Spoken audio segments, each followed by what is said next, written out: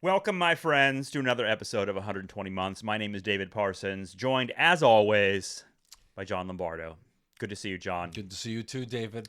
We are looking at music and listening to music, more importantly, from the 90s, and we are in the month of April 1992.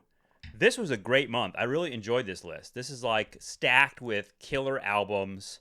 I don't really think there's a loser on this whole thing, honestly. Oh no, I'll tell you this. It's one of those weeks or months when every artist on the list is a brilliant artist. Yeah, you could say like that. Every artist on this list is exceptional. Yep, and it's also, I started to notice some trends, continuing certain things that we've noticed on this show that are happening in the 90s, and I guess we'll get to them as we move through these albums. So let's just get started. Our first album is called Diva. It is the debut solo studio album from Annie Lennox, who had established herself in the 80s with a band called the Eurythmics, right? But this album sounds a lot different from the Eurythmics. Like she changed her style a lot, it seems like, with this. Obviously not radically. She didn't move from, being a sort of pop artist to a polka artist or anything like that. It's pretty radical. Yeah. Because, I think she was known, I always think, much like Alison Moye from Yaz, or like she was one of those singers that, she's doing synth pop, but she's got a set of pipes on her. Don't you think like in the Eurythmics she was kind of known as a great singer? Yeah. Oh, for sure. But would you say like Sweet Dreams Are Made of These, like that's their biggest hit, Eurythmics? That's what I remember. I remember that video. Sure, that's what they're most known for. That was a huge song. She'd been in a band called the Tourists before that. I didn't know that. But and then she and Dave Thomas were the Eurythmics, and he's a guy who's is it Dave Thomas? Is that right? I think so. He's a guy who has gone on to work with a lot of people like Dave Stewart. Dave Stewart. I'm so sorry. Dave Thomas is the founder of Wendy's. And the guy from but SCTV. Very close. Oh yeah, that's right. SCTV. Stewart. Sorry, Dave, if you watch this, I apologize. So Dave Stewart, Dave Stewart went on to do. He worked with Tom Petty, and he co-produced a couple songs on a Dylan album called "Knocked Out Loaded" that came out in 1986. And so he's an interesting guy. They both sort of took roots in their solo career that I think were a little bit surprising based on seeing them as this synthy Europop band that they'd been. But on this record and beyond this, she becomes, in my opinion, like a soul singer. Yeah. And does a great job of it. I love her voice, and I love hearing her sing like this on the record. Yeah, before we started recording, I mentioned Sade to you because that's what was coming to mind as I was listening to this. This has the kind of like European R&B soul jazz thing going on. Cool jazz. It's I love the vibe of this album. Me too. Yeah. It is. I wrote the same thing in my notes, that I enjoy this. The same part of my brain that enjoys this is the part that likes Sade. Like it's very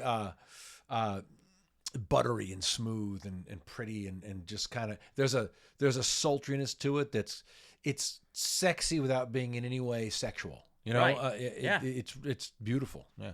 It's a great record. She hugely successful album too. I didn't realize that. Like the two songs that open the album, Why and Walking on Broken Glass. Those are both huge hits. I mean, I never had any Annie Lennox albums or anything like that, but listening to this, they were super familiar to me. I was always aware of her through the 80s and into the 90s. I never paid much attention to it.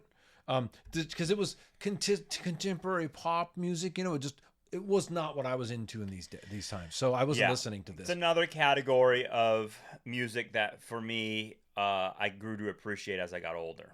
And when I was young, I wouldn't have given a shit about this album. Right. Although I definitely heard the songs on the radio. Me too. I remember Walking on Broken Glass a lot. Like I heard that song a lot. Both of those songs I heard a lot. So, which is very interesting because it's so not what was happening in youth pop culture in the 90s. You know, it's so different.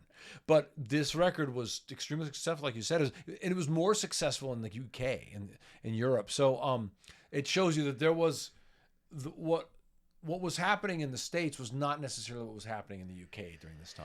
Right, and also that Nirvana, which was huge right now in April 1992, I think Nevermind had come out in September 91, and by April 92, it was just dominating. Like, it was everywhere. It became a big sensation. Ubiquitous. But there's so much else going on. That was of course. That was the conceit of our entire podcast, really, was to be like, let's get beneath the surface of the stuff that we most remember of the 90s and get to this other stuff that was going on. And to me, to discover things like Annie Lennox just dominating at the same time is really interesting. And she's such a I think that it's worth our while to talk about her in the context of these times, because this record, anyway, to my knowledge, and I want to say again, I'm not an aficionado of all things Annie Lennox. She may have been very active in many ways at this point, but this is the first time I heard her start to be like an activist, and she's very much an activist. I didn't realize that. Oh yeah. About what? Well, currently she's very vocal about Gaza and all that stuff. Okay, so she's like a progressive person. She's a progressive person. She's been an activist for women's issues. I never think about that with her. Oh, she's so hugely funny. into that. Yeah. If you follow her on social media, you'll see that she's really into that. But like the last song on the record, it's called what is it called? It's called The Gift. Keep Young and Beautiful. Oh, Keep Young and Beautiful. Sorry. And it's sort of a very retro sounding song, and it's a precursor to what a lot of women are doing now, which is rebelling against the standard that you have to be beautiful. Right. Like she says it's your duty to be young and beautiful. You know, like, and she's joking about that. And she's, you know, she was young and beautiful when she wrote that. And she's at that time she's speaking with a voice that's very popular in women's movements right now. That, you know, I forget what it's called, but I know Pamela Anderson does a lot of it on her social media. Like pushing back against no makeup, patriarchal beauty standards. Like Sharon Stone is very outspoken about this right now. So Annie was doing it back in 1992 on this record. She's cool. She's one of those cool, like enigmatic figures that just seems like singular in her. I always felt like there was no one else really like her. I agree with you. She's Scottish, and you know, I feel like a lot of artists who sort of reshape pop tend to come from the northern part of Europe. Isn't that funny? Like Bjork and, you know, Radiohead. They're from England, but like that. She's Scottish, and yet she's that band Teenage Fan Club that we listen to. They're a Scottish alternative band. There's actually a whole bunch of them, and at some point, Simple Minds, in the late 90s, early 2000s, I was recognizing that a lot of my favorite artists, like indie rock and alternative culture, were Scottish. Bjork was included in there. They all started with B for some reason. She's Icelandic. Belle and Sebastian. Okay. Yeah, you're right. Bjork's not Scottish, obviously, but yeah, the northern part of Europe. Badly Drawn Boy, Belle and Sebastian, the Beta Band. There were a whole bunch of them that sort of formed this. What's the other guy named Frightened Rabbit? You ever hear that guy? Frightened Rabbit. No. Yeah, No. tragic story of that guy. But he was a really popular indie folk artist. Okay. And there's something going on with. Someone has to have written about this because like there's some sort of confluence between Scottish bands and like American indie alternative rock culture. Well, I wouldn't know what that would be, but I can tell you that a lot of bands from that area have been able to take their traditional music and overlay it on pop and rock structures and do things like, whether it's the Pogues or Sugar Cubes, which was Bjork's band, or Annie Lennox. I mean, she's this little white kid from Scotland. She has no business being a great soul singer, but she is. She reminds me of David Bowie. Yeah, Yeah. does she? I think they performed They perform together, yeah. Yeah. But she's also, she wrote most of the songs on this record. She can write. Yeah. Oh, yeah. You know what else I really enjoy about her? Like, I prefer her when she really belts, like when she's showing her muscle. She does that on a couple of songs on this record, and it's very impressive. But I also like her, like, there's a song called "Legend in My Living Room." Yes. And this is where I go, wow, that's her superpower there, is being that type of a soul singer, singing her own material.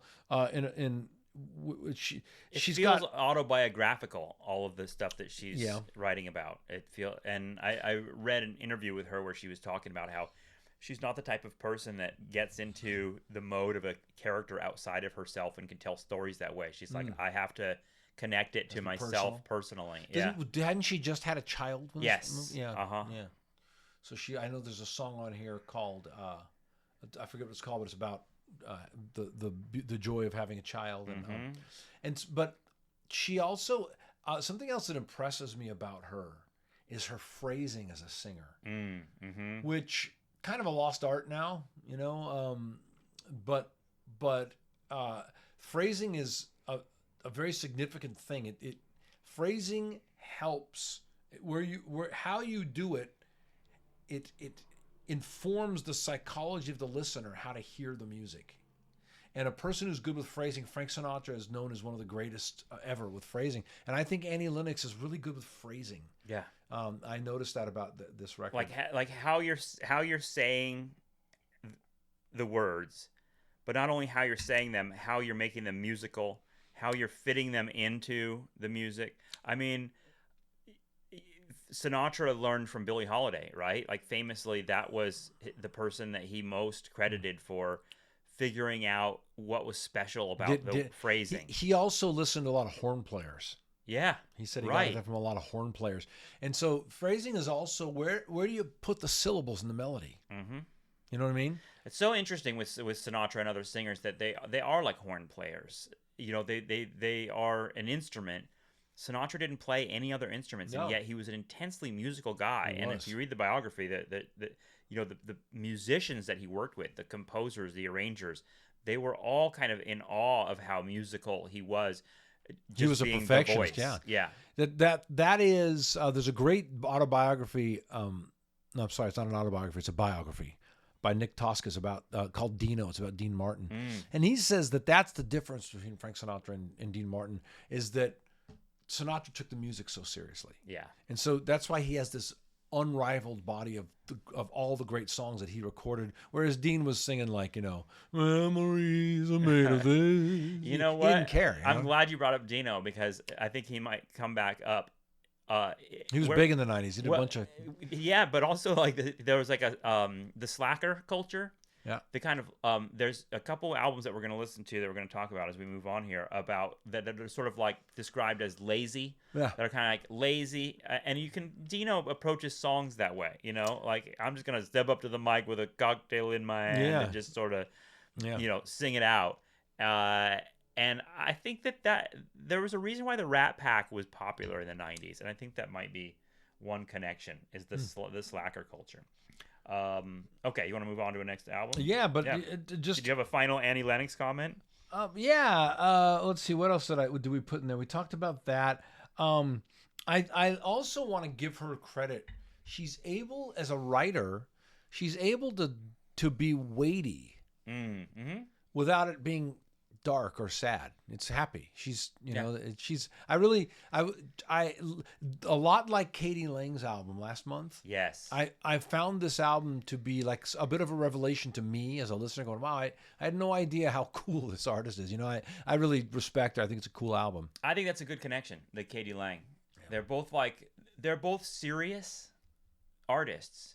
And yet it doesn't feel like, oh God, this is so. Yeah, they're generous enough to package these songs in a way that are. It's not overwrought. Yeah, but the songs are engaging. By the way, interesting. You know who plays bass on this record? Who? So there's a song on here called Dave Thomas, founder of Wendy's. I can't miss that. There's a song on here called Precious, and I was like, oh, who? That's cool. Who's playing that bass? So I looked up the personnel on the album. It's Doug Wimbish from Living Colour. Wow. Now, Doug Wimbish, Yeah. I say Living Color because that's a band that, I think that's a 90s song. That's a 90s band, but maybe late 80s. Maybe Living Color was late 80s. But he also played for James Brown. I mean, he's a legendary dude. Right. Yeah. Interesting. Okay, so another European release in April 1992 is the album Wish, which is the 9th studio album from The Cure, released April 21st, 1992. Now, I mean, The Cure is a massive piece of pop culture in the 80s and 90s. And this album is, to me, sounded a little bit different than a lot of the stuff that I most associate with The Cure. Like this album, after listening to this all week, which I really love. I mean, I love everything The Cure does, honestly. But after listening to this, I put on Pornography from 1982, which is so dark and ominous and gothic and like almost scary to listen to. So different. And it's not that this album Wish is so bright and happy, but there's something a little poppier, a little more in like the guitar-driven alt rock area of this for this album than the previous stuff to me. It's more of a guitar record, isn't it? Yeah. Yeah, I think Robert Smith was paying attention to what was going on out there and what was interesting, and he is one of the most distinctive voices in modern music. Totally. Instantly recognizable. Just such a well-defined character who is like, I would put him out there as like one of those people like an Iggy Pop or a Susie Sue that's just, no matter what happens, he's able to be in that moment, whether it's 1982 or 1992, he's able to be in that moment in a way that is both relevant and also influentially cool. And he's just, and it's such an interesting thing. I say he, because it's never the same band. And how many artists, he probably should have called himself Robert Smith, like David Bowie calls himself David Bowie. Right. Because The Cure was almost, I mean, there are people that were in The Cure for a long time, but it was just so many different iterations of that band, and yet he was always able to bring those musical ideas to life. And they're one of those bands, if you know their history a little bit, like in Pornography, he said he was horribly depressed, and just really he was kind of a miserable That's person. not to be surprising. Yeah. But whatever was, no matter what they did, they did not like their first record, the one that has Boys Don't Cry and Killing an Arab on it. He thought it was. Yeah, He's right next to us.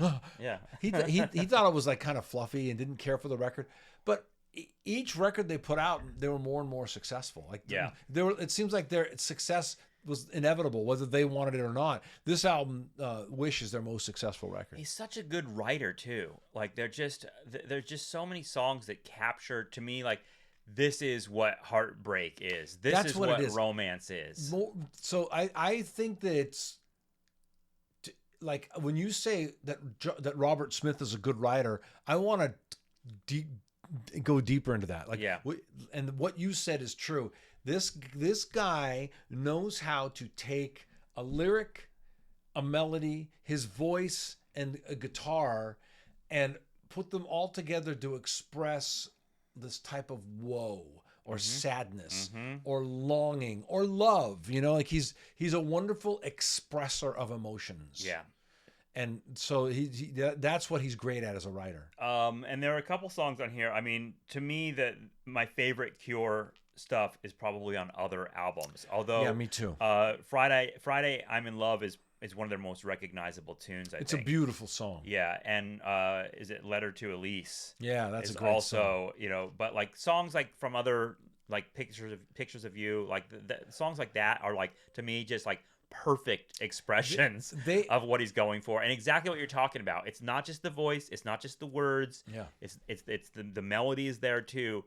It breaks your heart, but it also makes you feel like someone understands me. There's a reason why Cure people are such a united and powerful group of fans, because it's a bond that is there with that artist. That's like, if no one else understands, I can put on a Cure record and Robert understands. You know what I mean? Yes.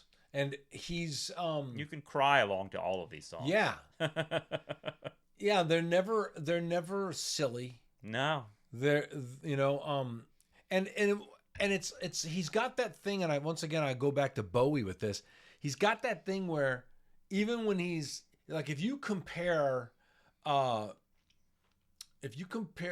pictures of you, for example, to Love Cats, those are very different songs, but they both sound like The Cure. Yeah, he can go all over the place with interesting things. I agree with you. That's a good way of putting it. Like, my favorite stuff isn't on this record, but it's still a great record. Love it. Because you're comparing it to stuff like Head on the Door and Disintegration, which are perfect records. You know? Yeah. Yeah. I mean, they've had they have had like a 40-year run now. Yeah. And still doing it. They have just had a new album out. It's amazing. We have it. It's so fucking good. And I mean, to me, the obvious reference point with Robert Smith is often Morrissey, because I think of those fans that are like into the Smiths especially are the same group of people in a lot of ways. I don't know if you have to choose one or the other, but Morrissey seems like he occupies very similar territory. Their voices are a little similar to me. They're both singing about heartache and woe and longing. You never thought about that before? I think they had a beef. I think Morrissey has like a problem with Robert Smith. Yeah, they're like the Tupac and Biggie of like crying British crooners. Now, old fat crying. I am a big Smiths fan. I love the Smiths. Oh yeah. And I am a big Cure fan. They go into the same category for me. But I haven't equated them. In my opinion, they're very different. But that's interesting. I don't think you're wrong. I just don't think I've done that in my brain with them yet. Morrissey's way snottier and darker, and I think a little. He's kind of more of an asshole than Robert Smith. I also think that in my mind, and I'll be honest about this, and this might get me in trouble for saying this on the internet. I think that because, at least in the Smiths, I thought of Morrissey as a gay artist. And I don't think of Robert Smith that way. Right. No, I don't. So I think that there is, I just think in my mind when I'm thinking of, it's all just love that they're singing about. It's the same thing. Yes. But I maybe when I was young, maybe I made a distinction between the two of them. Yeah. I don't mean that in any way negative. No, I know what you're saying. You know, I don't care if somebody's gay. I just think that I made that distinction between Morrissey and Robert Smith in my mind when I was young. I'm just trying to explain maybe why I don't conflate them as a group, because it makes sense that you would see how they occupied the same space, and in my mind they don't. So I don't know. Maybe that was what it is. Sound a little similar. Yeah. But I don't think they do. No. Morrissey's very distinct. Like, he's very much like this. Yes. You know, and Robert Smith is more, I can't wait, I'm waiting for you. Like, they're very different. I want to make a video of that. Those are great impressions. So as a singer, they're doing very different things. Yeah. You know, Morrissey is, I think, if Morrissey's watching, sorry, Robert Smith is a better singer. Morrissey has a more, like, he has a very distinctive Morrissey is almost like doing shtick. Yeah. You totally. know? Yeah. He's, it's so terrible to be me. You know? Yes. And it's amusing and entertaining, and I like Morrissey, and I love the Smiths. I like his solo stuff. I love the Smiths. And but I think that Robert Smith, I would classify Robert Smith as a more well-rounded and accomplished artist than Morrissey, in my opinion. Well, I think that other people might have other opinions, but I'm with you on that. I listen to The Cure far more than I listen to Smiths, but I like them both. Well, if Morrissey could have remained partners with Johnny Marr, who knows what kind of a body? Maybe they could have created a body of work, a lasting body of work that rivaled what the Cure has done. Well, it's interesting what you said about Robert Smith being a sort of like, in some ways, a solo artist who brings on these. It sounds a little bit the way you described the Pretenders and Chrissie Hynde. Yeah, that's a good the Pretenders analogy. Have switched out a million times, but there's a singular. Not only is it just her voice that's singular, but she seems to curate a vibe. Whoever the musicians are with her, that is the Pretenders. Yeah, she's an interesting thing. Yeah, she's the writer. It's the opposite of what we talk about a lot with the bands where nobody in the band is indispensable. Exactly. In these situations, everybody is indispensable. Except for the main person. Except that person. Yeah. But that person, like you said, knows how. I just saw the Pretenders like just over a year ago, and she has a new band, and they fucking rock, but they sound like the Pretenders. She doesn't get, she wouldn't pick a guitar player who was shredding on the fretboard, Right. They play the same kind of style that James Honeyman Scott and those guys had, it's interesting. I think James Honeyman's yeah, like Chrissie Hynde and Robert Smith. These are certain kinds of personalities we're identifying here that are sort of singular in how they curate the vibe around them.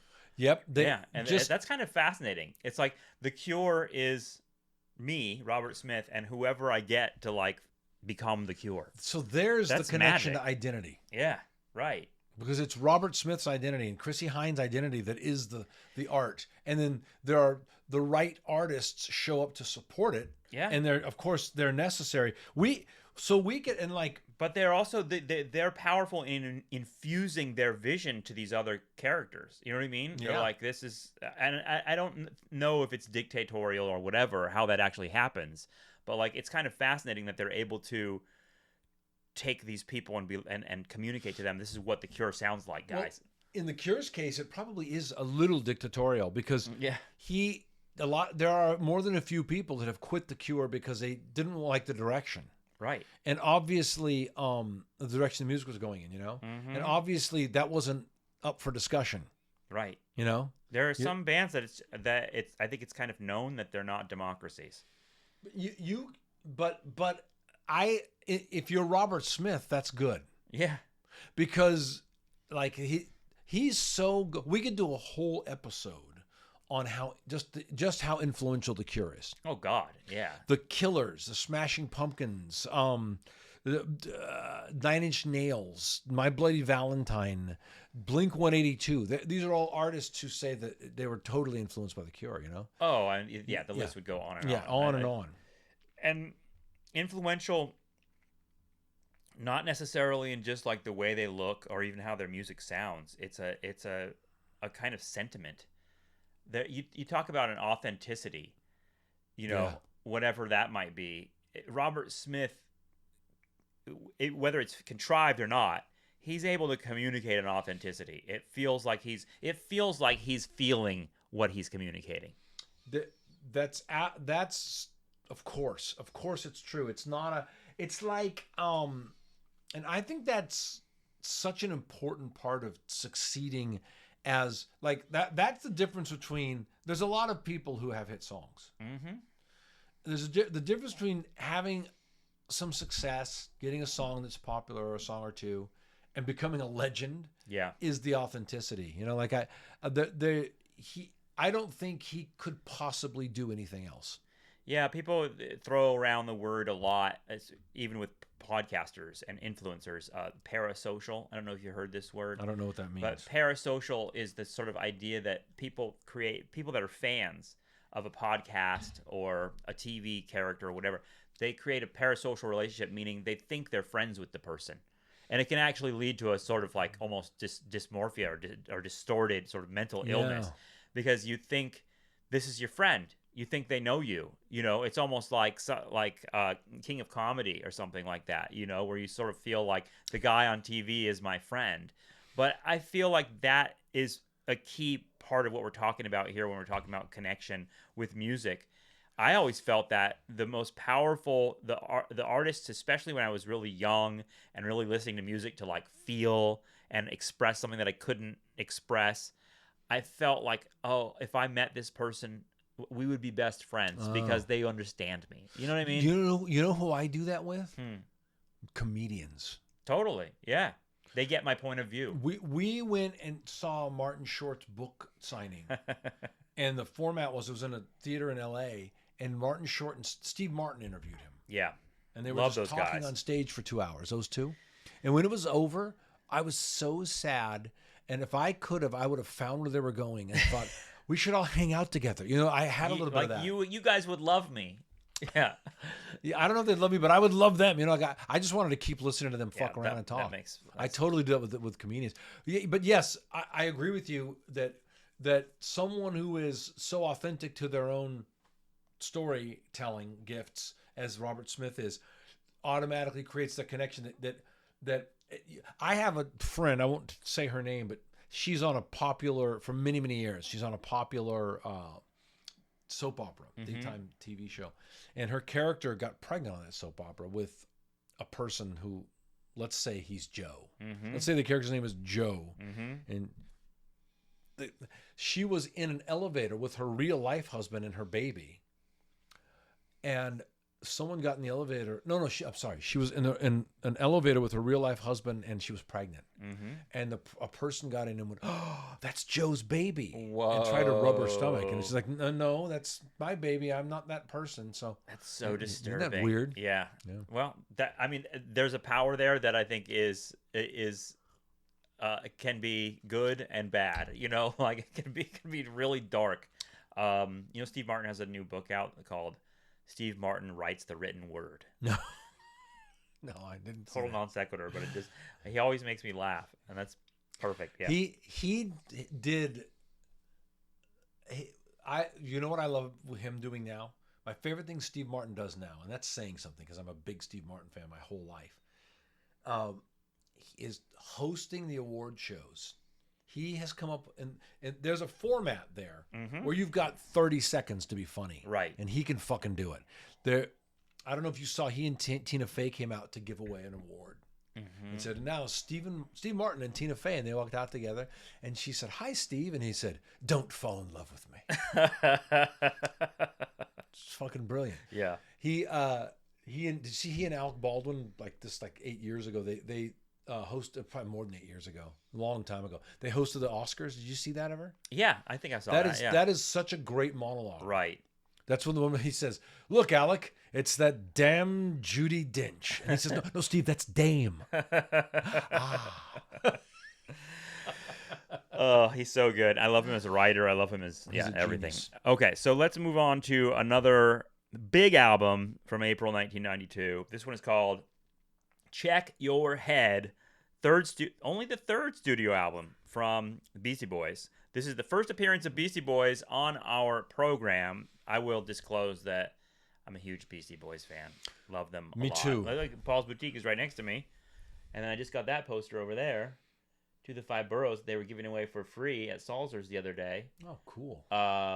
Yeah, I love them, and I love every iteration of them. They're a band that you could think about a lot with reinvention because there are so many versions of the Beastie Boys, and this is Check Your Head is sort of the beginning of what's going to be like the 90s version of the Beastie Boys. Paul's Boutique is the album that came out right before this. It's a great record. Yeah, Paul's Boutique is awesome, and it's known for its like crazy samples. Like it's almost like it's prophetic in a lot of ways because sampling of clips from movies and TV shows and other pieces of music became a dominant form in the 90s and 2000s. But Paul's Boutique is its own thing. Check Your Head is them sort of going away from that and becoming like even prophetic again of what 90s culture is going to be. They're like, this is like lo-fi, DIY sound. It's got like, it's them playing instruments. It's not all rap. There's a lot of like funk and R&B and soul stuff mixed together. It's a really eclectic album. And in fact, a lot of critics I was reading when this first came out were basically like, I don't know what to do with this album because it goes in so many different Paul's directions. Boutique or Check Your Head? Check Your Head. Oh, yeah.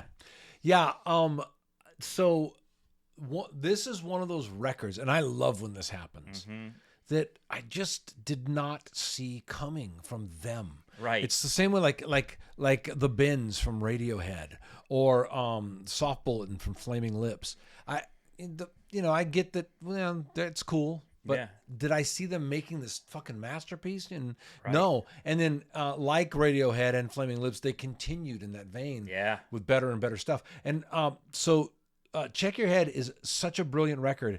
They have an interesting history. They were a hardcore band. Yeah. And they started fucking around and is it Cookie Puss? Is that the name of the joke song they made? Yeah, they about the Carvel it's like a Cookie Puss is like a Carvel ice cream treat on the East Coast. And they made a joke song, and, Yeah. it started to take off in the clubs. And it was Uh-huh. our friend Rick Rubin again, and Russell Simmons, who had started Def Jam, who caught their attention, and they signed them, and they released Ill Communication. That's the first rap album to break the Billboard 100, and still one of the highest selling rap albums of all time. And what's interesting about that is they don't really sound like any other rappers. Like the Beastie Boys are immediately identifiable as the Beastie Boys. Like their voices, the sort of rhythmic flow, the phrasing, but also the thing they do where they're sort of completing each other's sentences the whole time. Yeah. Like there's a lot of that. What's interesting about this album, Check Your Head, is there's some just straightforward like rock songs on There's here. There's a great punk song on this Right. record. There's a what is the song? It's called it's like a killer punk rock song. There's one called Gratitude that there's an amazing video where they're sort of like referencing Pink Floyd in the video.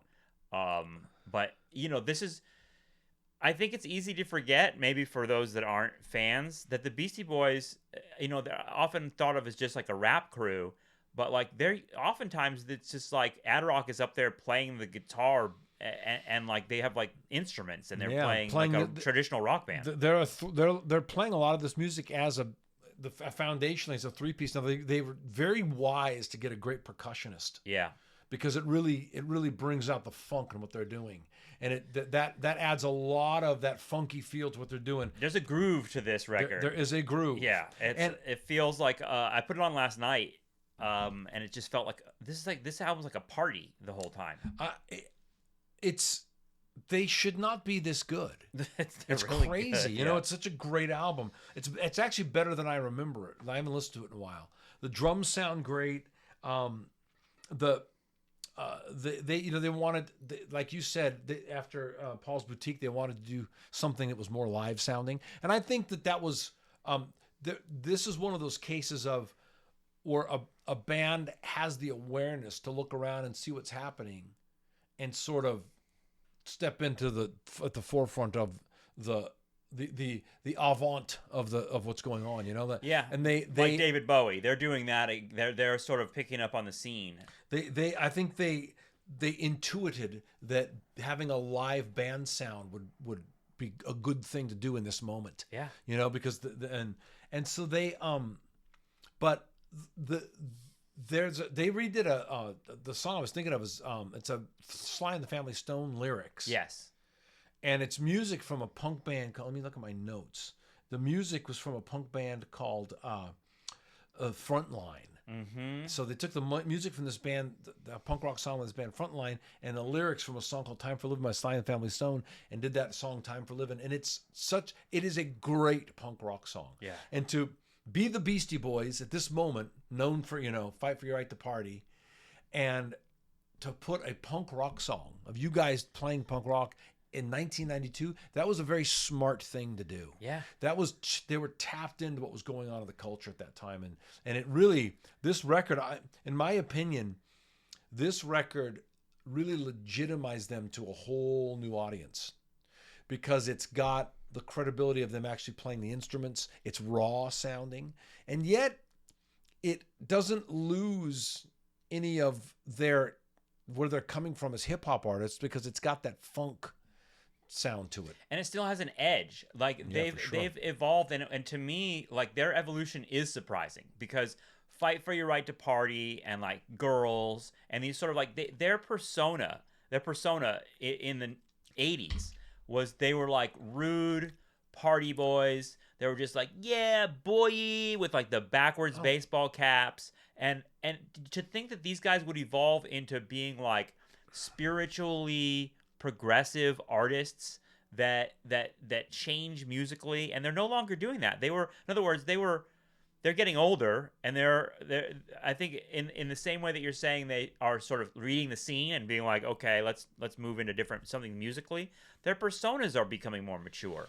There are songs on here that are they become the Free Tibet guys, and they become like very spiritual and talking about Eastern mysticism, and and death and reincarnation. Yeah, MCA was getting into Buddhism. Yeah, they're not those rude. Like, have you seen the clips of them where they're like cracking Budweiser cans on stage and like? Yeah, I listened to the record. Yeah, I did it like this. I did it like that. I did it with the wiffle ball bat. Yeah. You know, our manager's crazy. He always smokes dust. You know, like Yeah. he's got his own room at the back of the bus. I listen to that. They're shit. hilarious, but they're like, okay, we're now 30. We're something else now. They apologize for all the homophobe. You know, they wanted to call their first album. They didn't want to call it Ill Communication. They wanted to call it Don't Be a Faggot. Yeah, I know. I've seen Imagine them if talking they about had done that that. proudly as kids, and like, they wouldn't let us call it that. And they're like, they were like troglodytes. And, but I think in part, if you read their biography, there's a book I have out on the coffee table that, Troglodytes. yeah, they talk about that in part as a contrived persona too. They were like, they knew that would sell. I mean, they were kind of making fun of it. Yeah. But then they said they kind of became it. Yeah. You know, like they were poking fun at it, but then they got out there and they started actually being that. Yeah. And then they like, listen to this. This is from what song? I want to say a little something that's long overdue. The disrespect to women has got to be through. To all the mothers and sisters and the wives and the friends, I want to offer my love and respect till the end. Like those are lyrics from is that from? That's in Hello Nasty, I think. Hello Nasty. Yeah. And so they were apologizing for how stupid they've been, how homophobic they've been. They went through a lot of changes. They grew up, and they may not have been there lyrically on this record, but musically, I hear that on this record. Oh, it's so good. There's some sophistication here, and you know, I'll tell you something.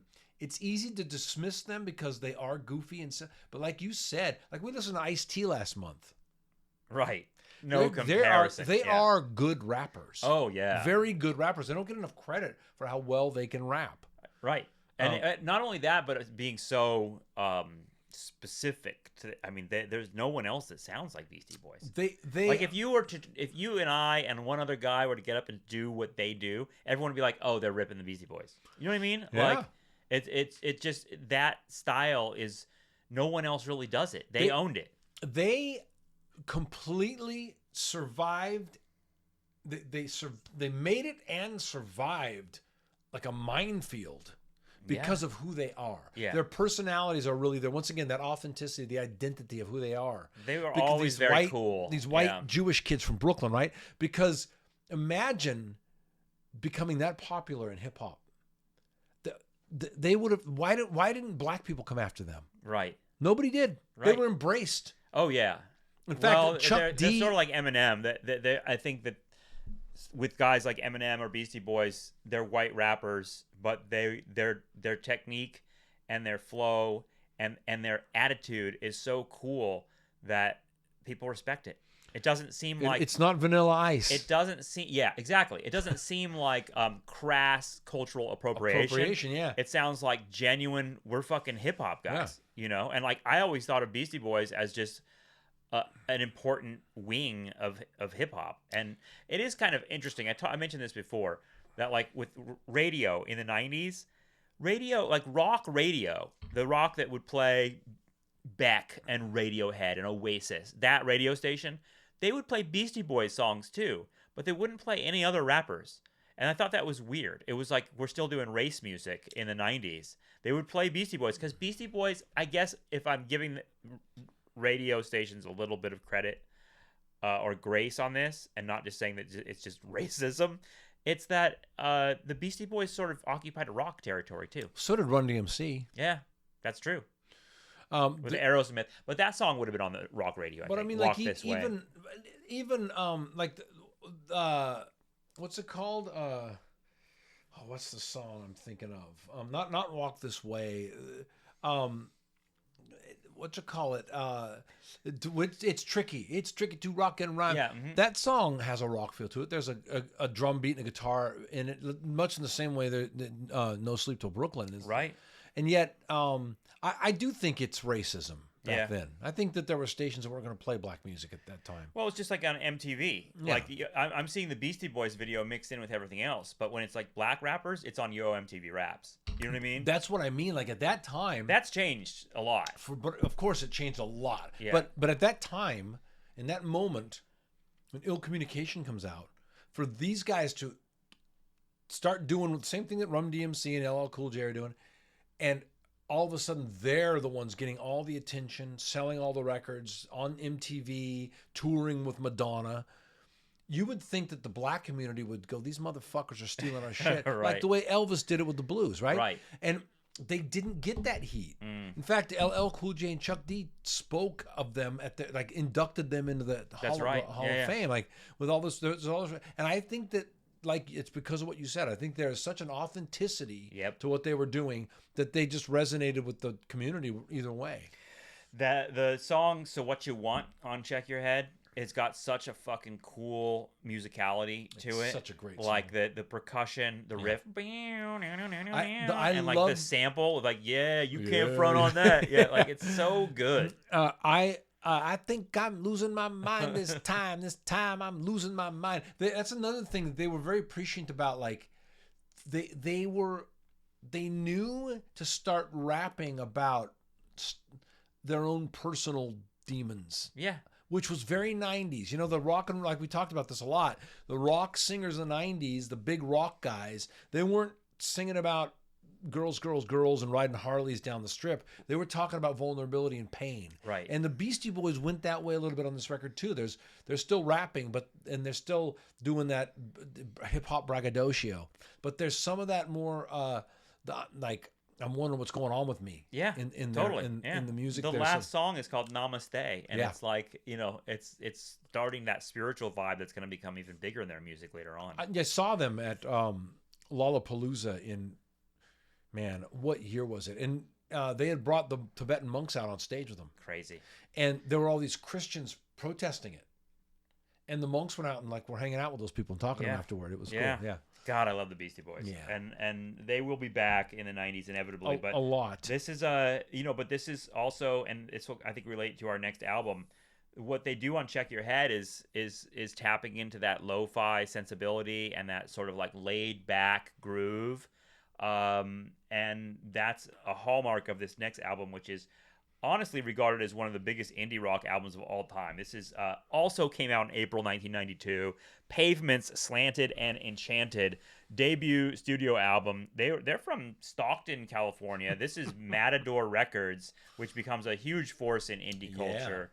The Matadors did all the they distributed all the Superchunk albums. Right. Yeah. So if you're an indie rock guy in the 90s and honestly into the 2000s, this album is just something you got to know. Like Slanted and Enchanted is has got its own life, and it's I think its own kind of masterpiece. So there are things that happen in the cultural zeitgeist, and there are things circling around it. Like you could say that, like, heist movies were having a moment, and then fucking Tarantino does Reservoir Dogs and hits the bullseye with it. Right. You know what I mean? Yes. There was something happening at this time. The person who says what we were all thinking, you know, that kind of thing. Well, and we're all saying it. Yeah.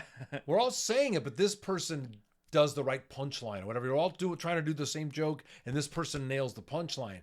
They weren't just thinking it. I mean, if you look at Butthole Surfers, Flaming Lips, Guided by Voices, They Might Be Giants, they're all doing this sort of loose, funny, it's rock and roll structured, but it's this very nerd / slacker type of approach that's got a self-effacing sense of humor and a sort of abstract cleverness to it, and then a lot of different shit thrown in the mix.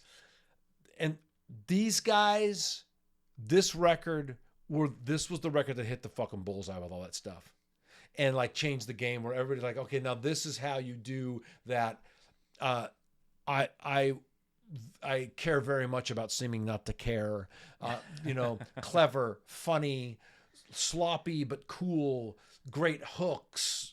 All that stuff is in there. They just nailed it. Yeah, it's got all those elements. What's amazing to me about it is the combination of those two impulses, of one being like, I don't really care, I don't really give a shit. But there's such craft here. The song sounds so good. I wrote it down in my notes, and Malcolmus is the master of this. But I wrote down in my notes that they are geniuses of making it sound like they don't give a shit, but there's no way you can do this and not give a shit. Right. You know what I mean? Like, Yeah. Malcolmus is a genius at this. And I think this is another album that you could perhaps study to think about what happened that created this. Because even Malcolmus himself in interviews is like, he's like almost the way that Dylan says, like, I can't write. I'm not the guy that wrote those songs in the 60s. I don't know what happened. It just kind of came through me. Malcolmus describes the making of this album the same way. That it's just sort of like, we could never recreate that energy. There's something special happened here. That sort of, it's just like you're saying. It's like we somehow absorbed everything, and that's it just, what I'm trying to say. And it just, we were able to, for whatever reason, compress it into a diamond and just make, here is the quintessential version of what's happening in the culture. It's out there. All these people are taking stabs at it, so it becomes like, it moves to the forefront of the collective consciousness. And then someone standing there and is open enough as an artist and a fucking like a conduit for this, and it just comes through them in that moment. Yeah. And I love when that kind of stuff happens. This is a fun album, dude. It's a great fucking record. Yeah. And I'll tell you something. This is something I'll get a lot of shit for out on the internet. This is just nostalgia. I'm not comparing the material, this or that. I even like Crooked Rain better than this, their next record. Yeah, I mean, I recently saw a video not unlike the sort of tongue-in-cheek rating videos you and I put out there, almost as rage bait. Not intending it as rage bait, but it just can't help being that because people are so fucking opinionated about this stuff.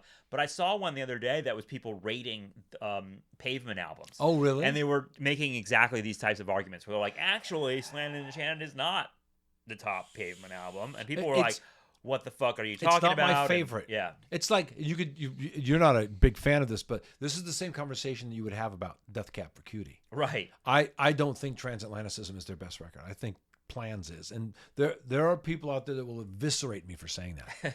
but I freely admit that it's a nostalgia thing, it's a taste thing, it's where I was and who I was when I first heard that record. Of course, just Crooked Rain. Just we'll talk about it when it comes out. But I love that.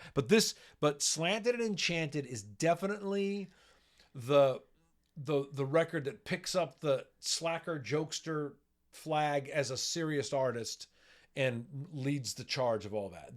They were the ones who, like I said, you've got all these bands that are doing this stuff. Sebado is the one that I was thinking about the most. Guided by Voices. Yeah. They Might Be Giants, and then but Slanted and Enchanted is this album, and it's not appropriating, it's not ripping those things off. It's their own version of it. So Pavement is fully unique to themselves in this. They're not trying to be anything else or anyone else, but they achieved this chaos plus cohesion thing. Yeah, right. You know what I mean? Yeah. And there's great hooks, and there's hilarious lyrics, and there's really interesting abstract ideas here, and yet the band sounds like they're almost about to fall apart on the Sonic changes. Youth-y at times. Yeah, it's got that lo-fi thing, but it also, there's something compelling about the noise that they're making. What's funny is, to me, is that Pavement coming out in April '92 with Slanted and Enchanted, and this becoming so influential. Is there another wing of that like grunge slacker thing that's not quite Seattle scene? No. It's more on what we might call indie, and we might be splitting hairs here, and we're just talking about different forms of white people. No, it is. The 90s. It's small town kids in garages doing indie rock in America. Right. That's what it is. It's not Seattle. Right. Yeah, that's right. Yeah, that's right. That's very true. But they're all like stoners and wearing shitty clothes from thrift stores. There's nothing else to do but either be in meth or start a rock band. Like smoke meth or start a rock band. That's all there is to do, right? Yeah, those are the choices you're offered in this country. Yeah, these little towns. Stockton, is that where they're from? I mean, like these little towns. You might as well be in Russia, honestly. Yeah. Oh, there's a song in here called "In the Mouth of Desert," and I said it's one of the greatest Pixie songs ever written, not written by the Pixies. They do the loud, soft, loud thing. The guitar. Gosh, what's his name? Shit, it's not Steven. Who's the lead guitarist on this record? This is gonna drive me crazy. Yeah, it's Gary Young. No, sorry. Scott Camberg? I think it's Scott Camberg. Yeah, Steve Malkmus is doing lead vocals, lead and rhythm guitar. Scott Camberg is playing bass, lead and rhythm guitar, and backing vocals. Well, and Gary Young is drums. So it's just three dudes. I can't remember if it's Malkmus or Scott, but one of the things that I love about Pavement in this era anyway is so like Bob Dylan. I'm a big Bob Dylan fan.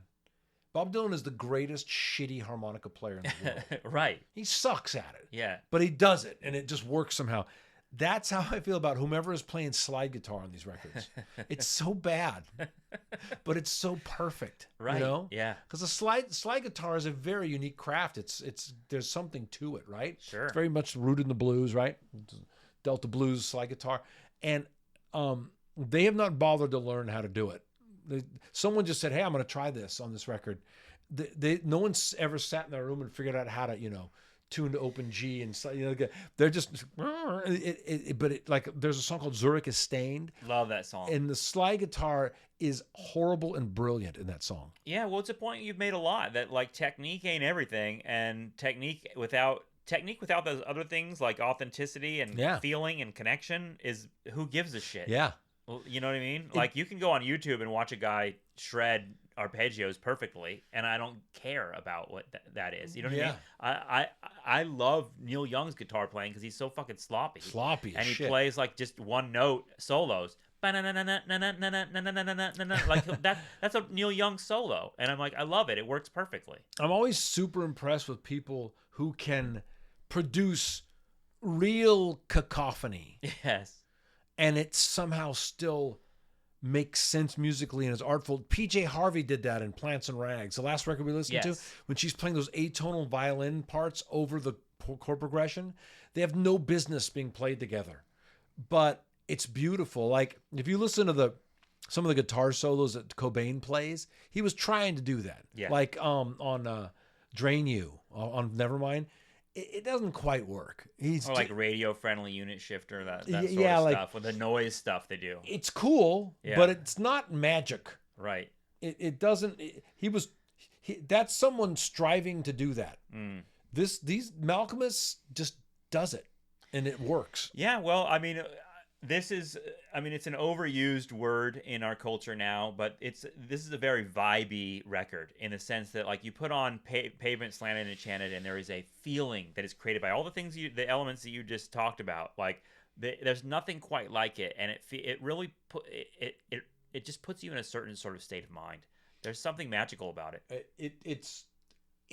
It's very, the thing about it is, for all of the stupid humor to it, and the sort of slacker loser persona that it's done behind, and all the chaos, it's very accessible. Yeah. Musically, there's great hooks. It's fun. It's bright and colorful. Yeah, it is. It's very engaging, and I like his voice a lot too. I love his voice works. It's again, like, is he the most amazing crooner in the world? He's a terrible singer. Not at all. But that voice is so iconic. He's one of those guys. I love guys like him. Mm-hmm. And Dylan's like this. Neil Young's like that. I don't know if Neil Young, you could really say this about him, but sometimes you could say it about him. There's a few. There are people like this where he's got a terrible voice and he's a great singer. Right. You know what I mean? Yeah, yeah. Like he's just so limited vocally. But he's a great singer. All right, so that's Pavement, Slanted, and Enchanted. If you don't know that album, you have to know that album. So good. Okay, so a quick one, Safari. This EP by the Breeders also came out in April '92. This is 4 songs from Breeders.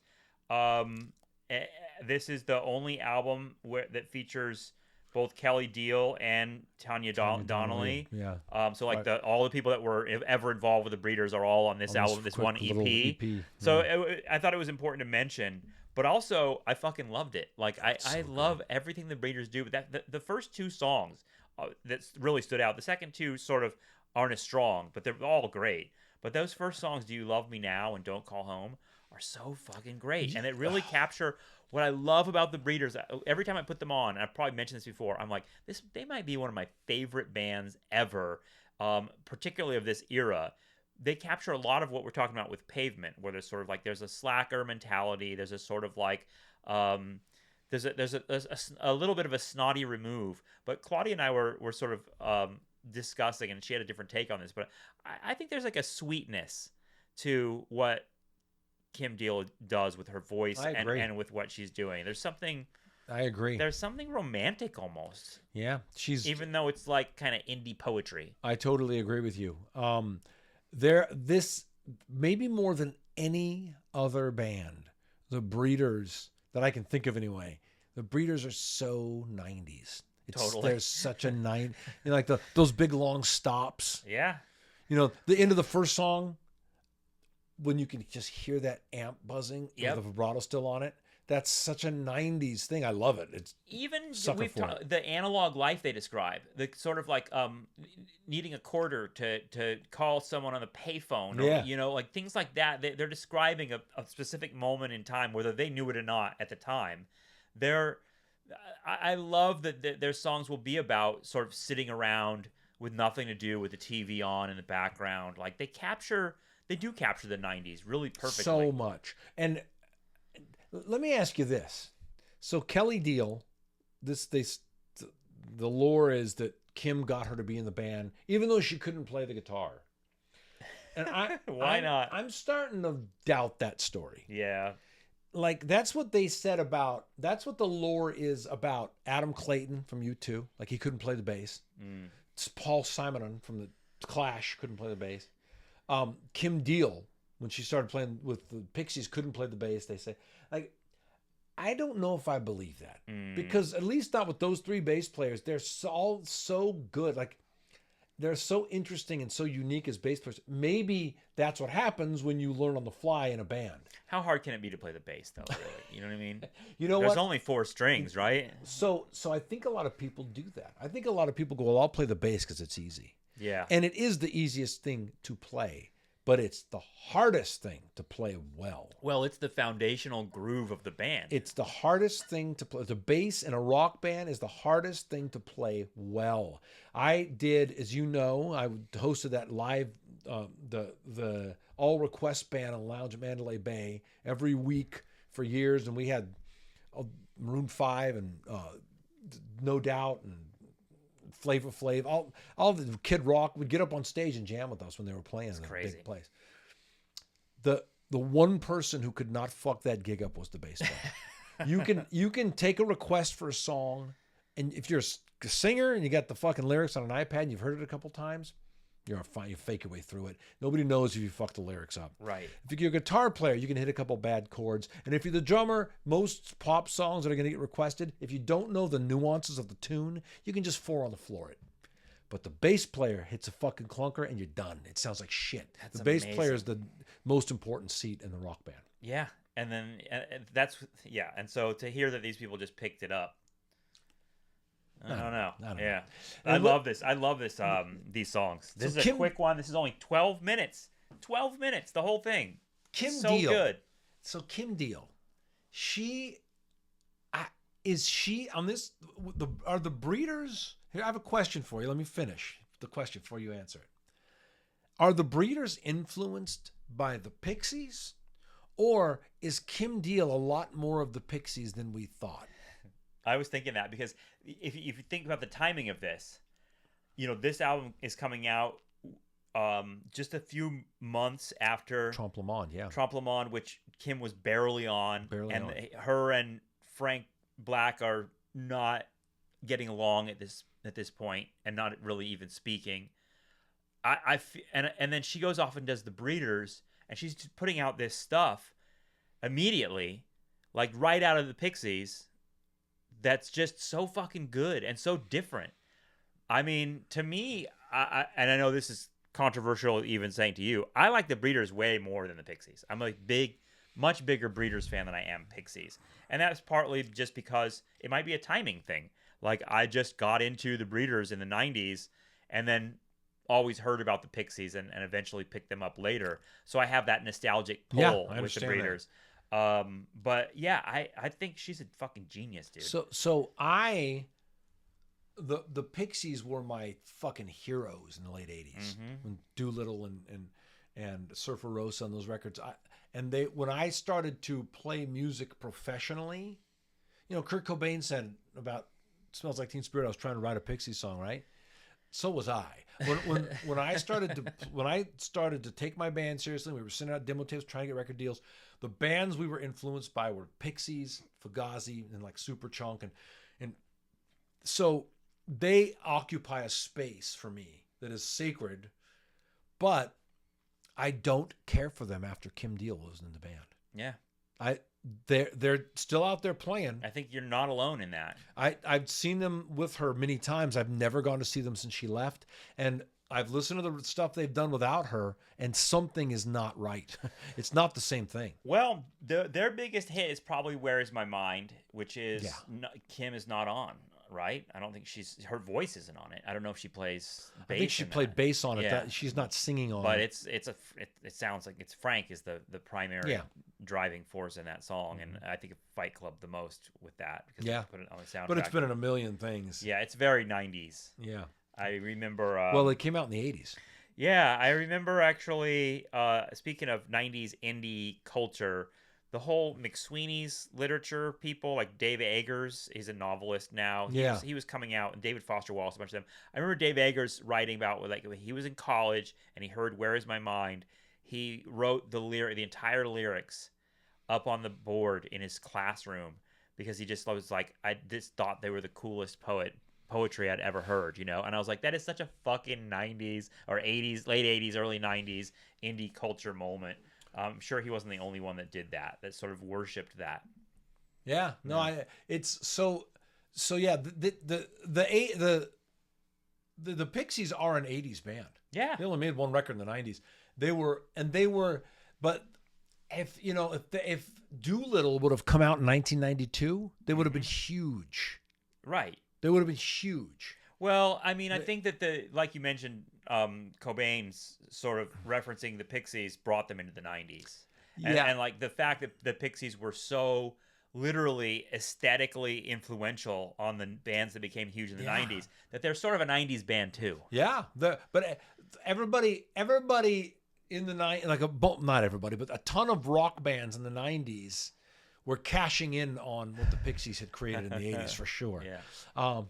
But I love this record. It's really enjoyable.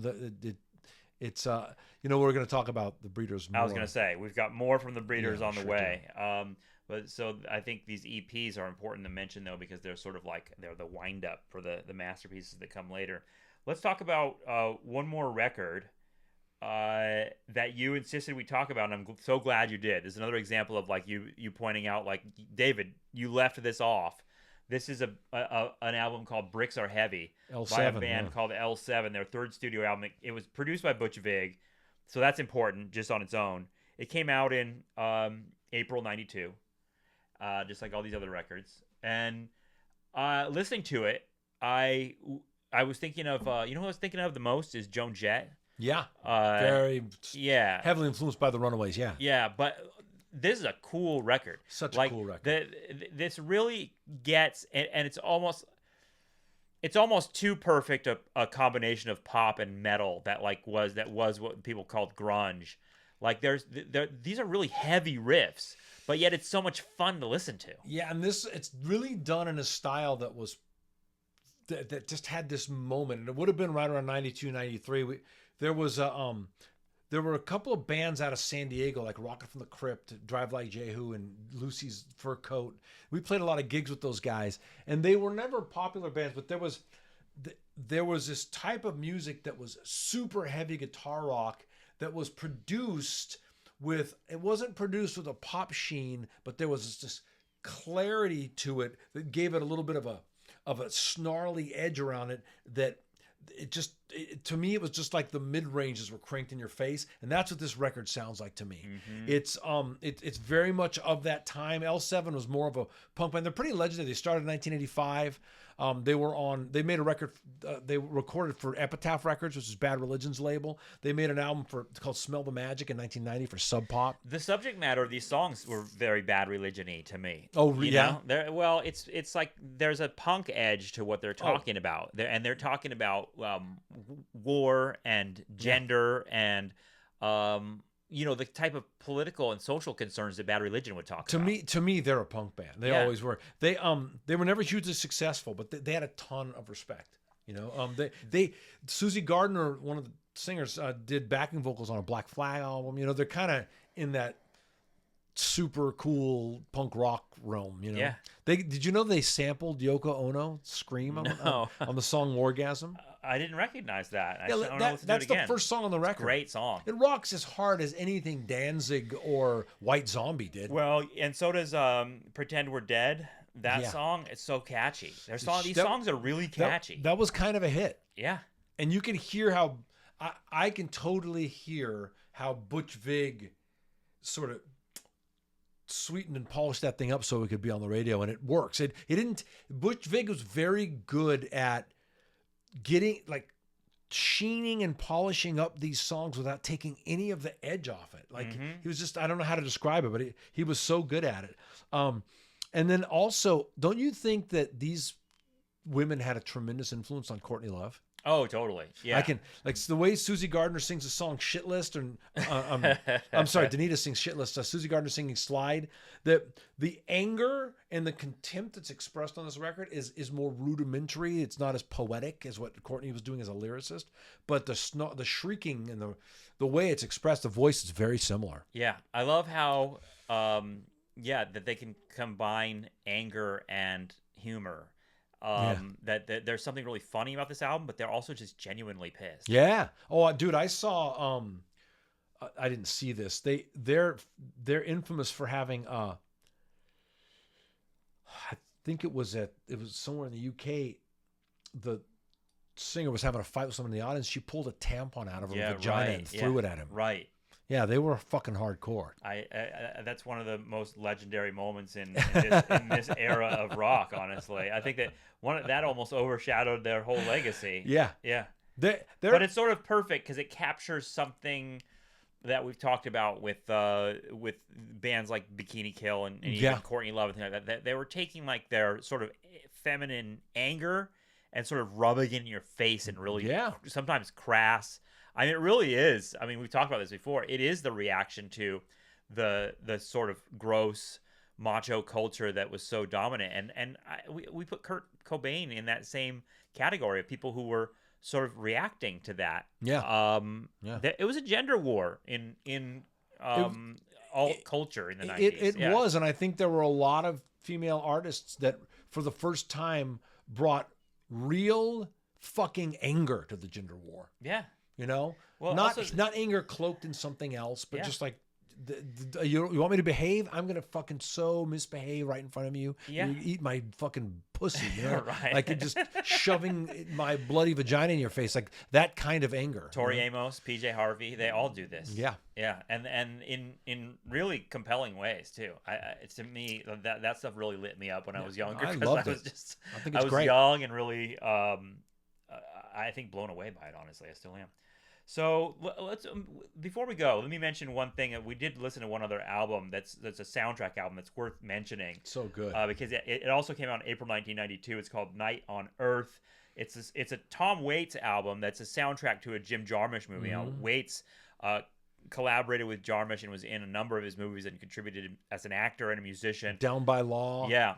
And Night on Earth is kind of like it's sort of a lazy Jarmusch movie. It's one of those movies where it's the one of the cabs, right? It's all it's all like little vignettes in taxi cabs throughout the world. That soundtrack is the best part of the movie. Totally. For sure. Yeah. I really enjoy the soundtrack, and I was thinking about it. I mentioned to you before we recorded that it reminded me in a tangential way to the it reminded me of the Twin Peaks soundtrack in that it's kind of doing this sort of like movie jazz type thing. Yeah. But in very, very different styles and approaches. Whereas Twin Peaks is doing a sort of like, I don't know, tongue-in-cheek soap opera version. Waits is doing it for real. And I love the mood of this album. This is really cool. It's an incredible record. It's so interesting, just like everything else he does. He is, in my opinion, one of the great living artists. And he, of anyone I've ever listened to, his music is the most theatrical. Yeah. It conjures its own world. And so if I were a filmmaker, he's the first person I'd be calling. Can you?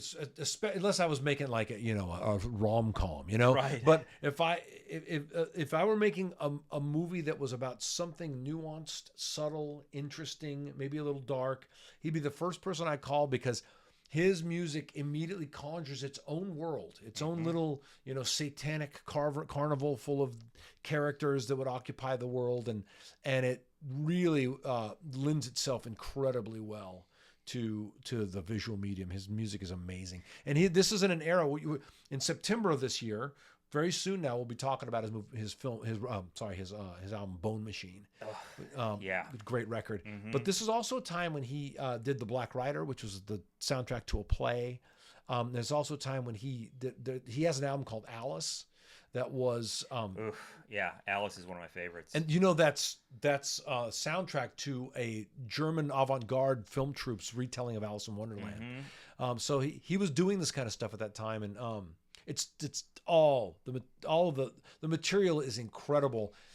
Like, it's an honor to have lived in the time when that music was created. Yeah, it really is. I wanted to note Night on Earth because it's our first appearance of Tom Waits in the 90s of stuff we've listened to so far in April 92, and he's going to put out a number of he was very present in the 90s culture. Not in the same way as like on MTV alongside Beastie Boys or anything like that. No. And yet at the same time, it's interesting because Jim Jarmusch was such a intense part of like indie hipster culture in the 90s on the cinematic end of it, and I think it may have been Jarmusch movies that introduced me to Tom Waits. It made me really? think, who is this guy? He also, it seems like he had this connection to filmmakers as an actor. Coppola put him in Rumblefish. He was in Terry Gilliam's The Fisher King. He's in that film.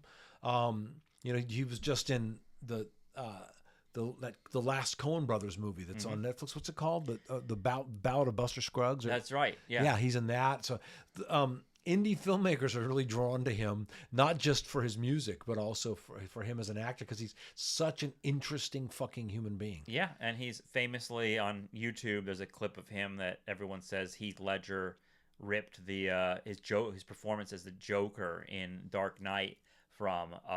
It's a clip of Waits coming on a TV show for an interview in probably the early 70s, and he's talking like the way Heath Ledger talks, and he's got this voice that is that allegedly, I don't know if it's true, very interesting. Allegedly, Heath Ledger was picking up those mannerisms. That's very interesting. I've never heard that before. Yeah, I'll show it to you. But I've seen a lot of those old interviews, and Waits was a guy. He was like Dylan.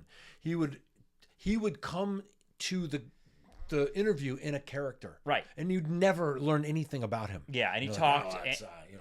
Listen, let me tell you something. I remember he talked in poetry. Yeah.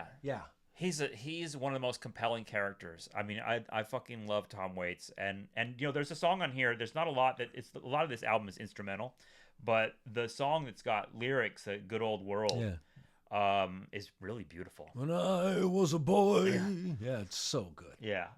So good. Okay. So can't wait to talk about Bone Machine. Yeah, that's April 1992. Got lots more in the way. Thank you, John. Thank you, David. See you next time.